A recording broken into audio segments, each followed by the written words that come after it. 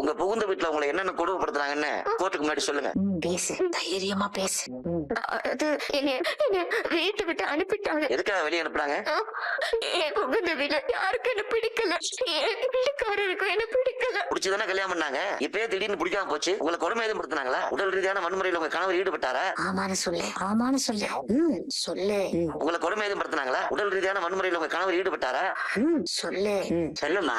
ஆமா. 80 பவுன் நகையோட இந்த பொண்ணு அவங்க வீட்டுக்கு வாழ போயிருக்கா. அது போதாதுன்னு இன்னும் வரதட்சணை வேணும்னு சொல்லி கொடுமைப்படுத்தி இருக்காங்க. வேலைக்கு போக சொல்லி இந்த பொண்ணை டார்ச்சர் பண்ணிருக்காங்க. இவங்க எல்லாம் பண்ண கொடுமையில இந்த பொண்ணுக்கு அபோர்ஷனே ஆயிடுச்சு. யுவர் மாமா, என்ன மாமா இத்தனை கொடுமையை பண்ணிட்டு இப்போ கடைசியா டைவர்ஸ் நோட்டீஸ் அனுப்பிச்சு வச்சிருக்காங்க. இவங்களை டைவர்ஸ் பண்ணிட்டு வேற ஒரு கல்யாணம் பண்றதுக்கு பிளான் பண்ணிட்டு இருக்காங்க. நீ ஏதாவது சொல்லணுமாமா? எனக்கு என் மாமா கூட சேர்ந்து வாழணும், அவ்வளவுதான். எனக்கு வேற எதுவும் வேண்டாம் மாமா. மாமா, நடந்ததெல்லாம் மறந்துடலாம் மாமா.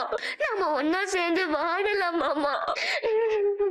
என்ன பேசுறீங்க? இவ்வளவு பிரச்சனைகள் அடிக்கிட்டே போனீங்க. இந்த பொண்ணு என்னடானா சேர்ந்து வாழணும்னு சொல்லுது. பொண்ணுங்களுக்கு வேற என்ன வாய்ப்பு இருக்கு? யுவர் என்னதான் நடந்தாலும்